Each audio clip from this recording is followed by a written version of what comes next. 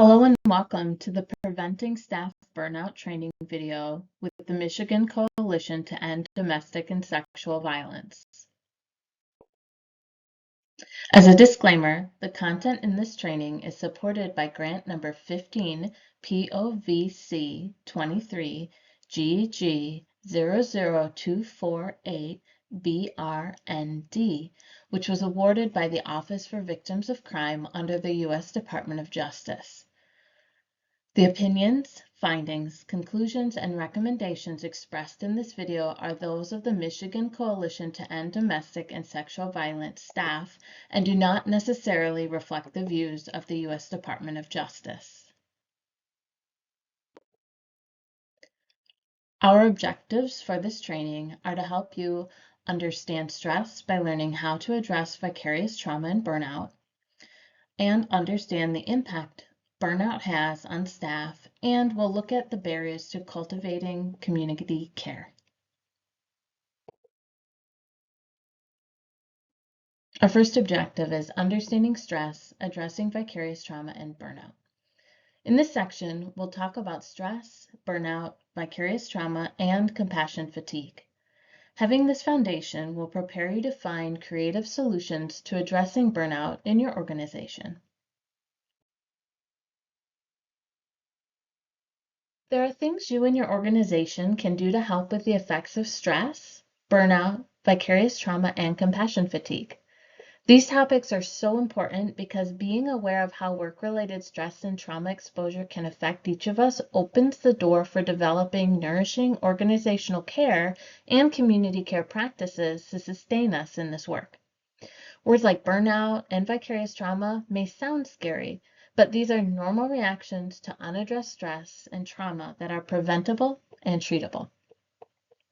We know that stress happens in all jobs, but stress and trauma exposure together are unique to certain professions, including victim services advocacy, counseling, and hotline services. These are jobs where you're helping people who are in distress and have experienced some kind of trauma. It's normal for advocates to be affected by their work. Stress and trauma are contagious. We soak in these things from our environment, and they affect us physically as well as mentally, emotionally, spiritually, and relationally in both negative and positive ways. The act of helping and holding survivors' stories in combination with significant work stress can lead to compassion fatigue and other things that we'll talk about. So what exactly is stress? When we talk about things that are stressful, we're talking about things that cause stress. Stress is something that happens in your body in response to the stressful thing or the stressor. Stress is not the long workday itself. It's not a tough meeting with a supervisor. Those things are stressful. And stress is the response to that. The racing thoughts, the pounding heartbeats, the effects. Stress is the physical and chemical change that happens in your body in response to something stressful, which is anything that is demanding, challenging, or threatening. At least to our brains, it appears that way. So when the brain detects something stressful, such as getting on an airplane, getting a vaccine at the doctor, having a disagreement with someone, maybe doing a presentation at work, or even buying a house, it signals the brain to release hormones like cortisol and adrenaline into the bloodstream to help respond to and survive the stressful thing. These hormones then have effects all over the body, including increased blood pressure, increased sweating, fast breathing, accelerated heart rate, tunnel vision, and slowed digestion. This is the stress response.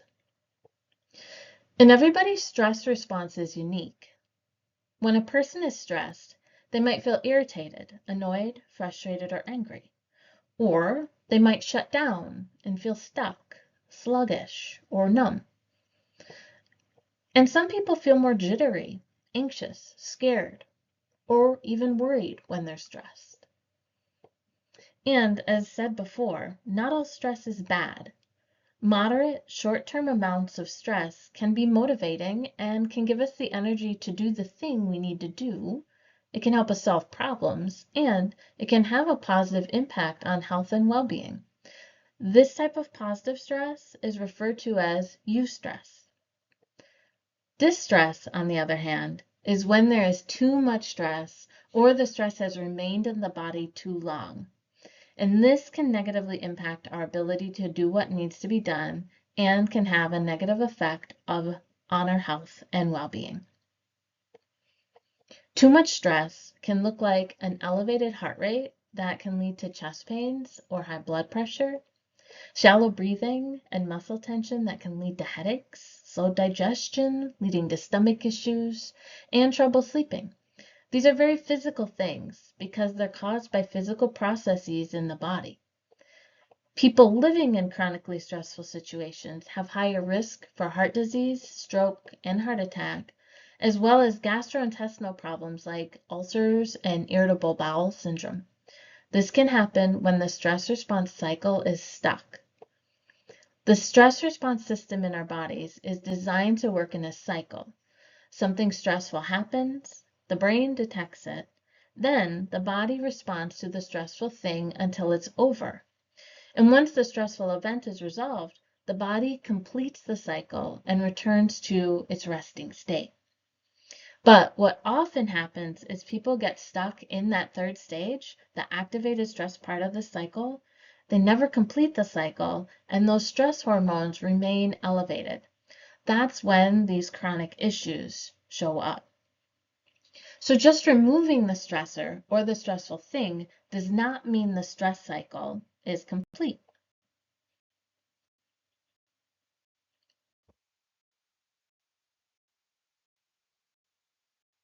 As mentioned prior, exposure to other people's stories can be stressful. Let's define some terms of what staff may experience in your organization. Secondary trauma is a natural response to witnessing others' experiences or to something we see or hear that reminds us of past trauma in our own lives. Vicarious trauma is an umbrella term that simply refers to being exposed to other people's trauma. And this can be work-related, which is what we're going to be focusing on here, but it also applies to individuals' personal lives. If you've had a friend or family member go through something traumatic, for example, or perhaps if you've witnessed a terrible car accident, you can be affected by that, and it can change your worldview, and that is normal. Trauma affects people vicariously because we're all connected. We live and work in the same community and society, and when we see lots of people going through trauma, that cues our brains into an awareness that maybe things aren't as safe as we thought they were, and we start thinking maybe these things could happen to us. Maybe some of these things have already happened to us. We know that it's very common for people working in these fields to also have personal histories of their own trauma. And it's all about our brains trying to keep us safe by keeping us aware of potential threats. But sometimes our brains can overdo it, and we become constantly hypervigilant and exhausted, or we might even completely check out. Compassion fatigue has been described as the cost of caring for others in emotional pain. Secondary trauma, vicarious trauma, and compassion fatigue can result in burnout, which is the state of physical, emotional, and mental exhaustion caused by prolonged stress and long-term involvement in emotionally demanding situations. Burnout is a helpful term to describe someone's physical and emotional exhaustion, low job satisfaction, and their feeling overwhelmed or powerless. Burnout can set in quickly or can happen after decades in the work, and that is based on many unique factors. We shouldn't assume just because an advocate is new that they can experience burnout, or that some of these behaviors in a long-term advocate mean the advocate is close to burnout. Behavior changes can affect productivity and health, and they can range from pervasive but mild procrastination to substance use. Health shifts routinely include chronic pain or fatigue, blood pressure issues, migraines or persistent headaches, weight loss or weight gain, digestive issues, and more. It's important to also discuss that frequently when an advocate leaves our field due to burnout, they often cut many ties and may permanently drop out of the movement. So what are the risk factors for burnout? We know that risk factors for burnout are often organizational factors, such as not having a supportive supervisor, being overworked and underpaid, not having supportive relationships at work to help manage the stress of the job. So if you see signs of burnout in a staff member, it doesn't mean that something is wrong with them. It's not exclusively the responsibility of your staff to take care of themselves. It's also important that they be in an environment that is supportive of their well-being and taking advantage of the supports that are offered at work. It's important to communicate with staff what resources are available to them in case they ever find themselves overwhelmed at work. There are three main reasons the stress cycle gets stuck and staff find themselves burned out. The first is chronic stress. This looks like stress levels outpacing the resources available, and they just keep accumulating. The second is social stigma. Social expectations that say it's not appropriate to ask for help, or to cry at work, or get angry, or express any emotions at all, which are all things that help us to complete the stress cycle, by the way. Lack of safety looks like if resolving the stress would be a threat to someone's safety, they might avoid addressing it. For example, if someone were being harassed at work, they might avoid confrontation, or they might try to appease their harasser in hopes that they'll be left alone, which is perfectly acceptable as a survival mechanism. However, that stress will stay in the body until there's a safe way to release it. We know that participating in physical activities, taking intentional time to breathe, having positive social interactions, and expressing emotions are all tools to help complete the stress cycle. To prevent burnout, it's important that staff are encouraged to pursue self-care and that their well-being is supported by organizational practices. Self-care is an umbrella term used to describe any activity a person engages with that helps them reduce stress and relax. Historically, self-care has been difficult for people to engage with because of the commodification of self-care that depicts it as expensive and time-consuming spa days, as opposed to something like taking a relaxing walk in the park. It's also difficult because oppressive systems encourage us to see ourselves as not deserving of self-care. And this often shows up as thoughts like, if I work 3 more hours, then I can take a break. So encouraging staff to take care of themselves is not enough because for many people, there isn't time or money to take care of themselves. This is where community care comes in. Community care describes any activity that a group of people engage in to support one another's well-being. So for some, this might look like offering staff more paid holidays or being creative with your staff benefits. Prioritizing staff well-being is a radical act that pushes against oppressive systems. And it's important as our staff deserve to be treated as valued people and not just workers.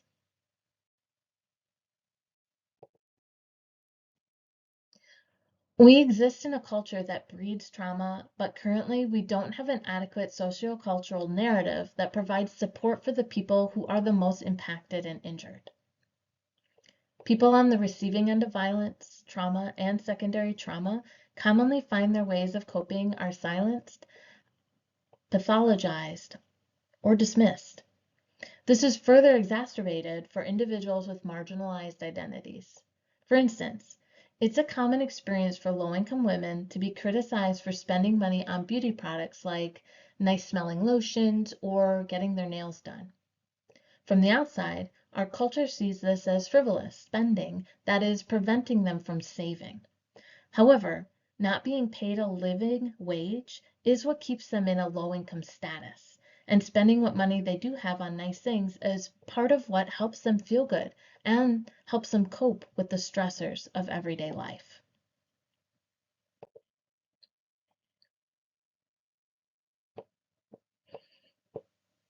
So what messages are survivors given?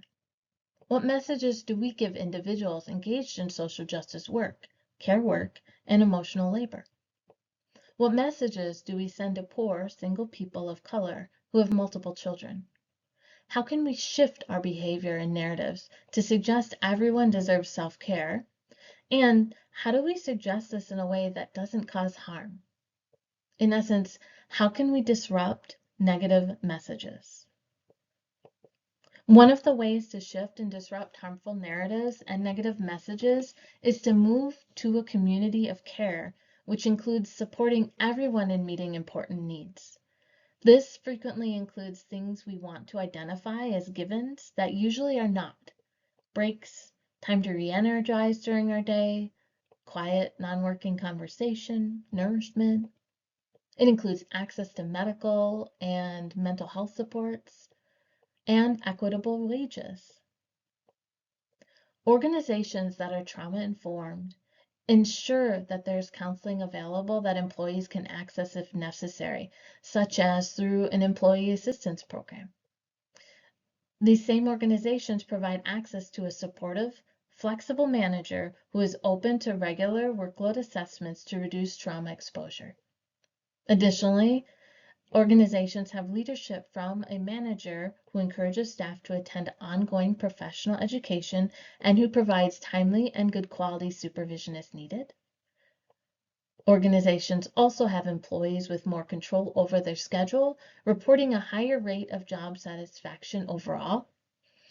And trauma-informed organizations found that balancing hours spent working directly with traumatized individuals was the single most effective way of reducing impacts of compassion fatigue, vicarious trauma, and burnout.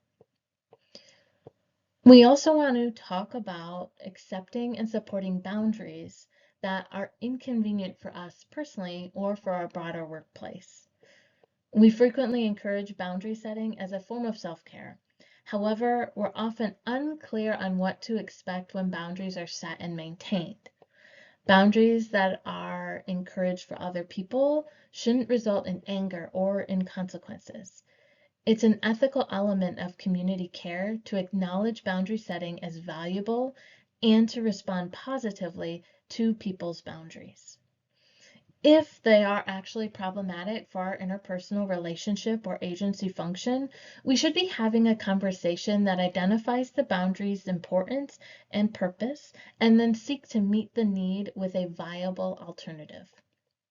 For example, avoiding meetings that are routinely stressful for a person, or not serving a client due to challenges receiving or experiencing the survivor's communication style. These may not be boundaries that can be supported, but the goals of avoiding highly stressful situations can be addressed and supported by the community in other ways. What are some possible strategies that honor the original goal and needs being shared by the boundaries? Take a moment, pause the video, and consider.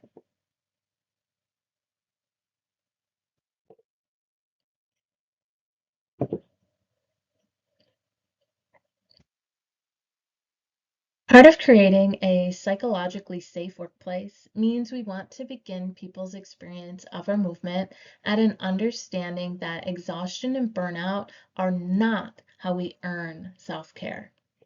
Self-care is an innate right of all people and is required to do our jobs effectively for the long term, especially in an environment that creates endless toxic stress for most individuals doing this work and for the survivors that we support.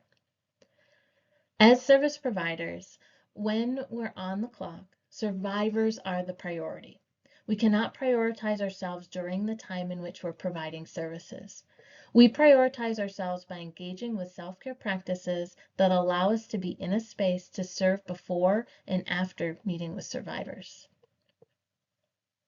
Quinta Tinsley stated that I have to take time for myself to rejuvenate and to make sure my daily work and stress load are manageable.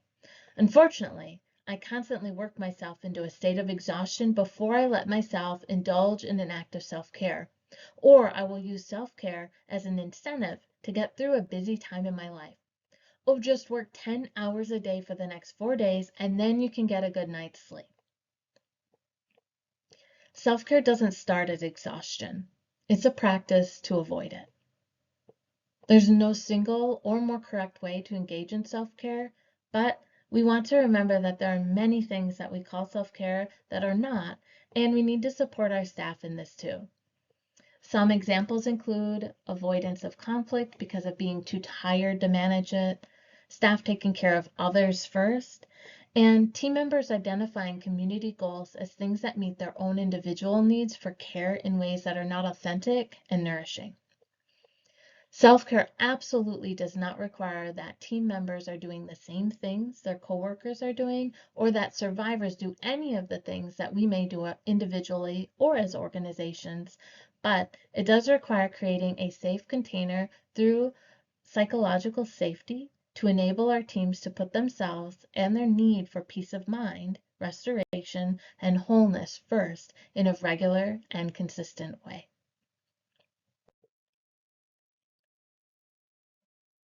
Staff may have a hard time implementing self-care practices. Consider how you can help them start smaller and feel supported. Reducing the feeling of judgment that may arise from not being able to implement self-care is possible when offering support with engagement in self-care. Engaging with self-care may seem easy, however, it is a necessary and a radical act. We are socialized to believe that it's selfish, and it's only okay if it's a specific activity, and that those activities eventually serve a larger purpose and/or benefit others. We've discussed enabling and encouraging staff to have conversations about boundaries, but what we haven't looked at is how this is only viable if psychological safety has been established already.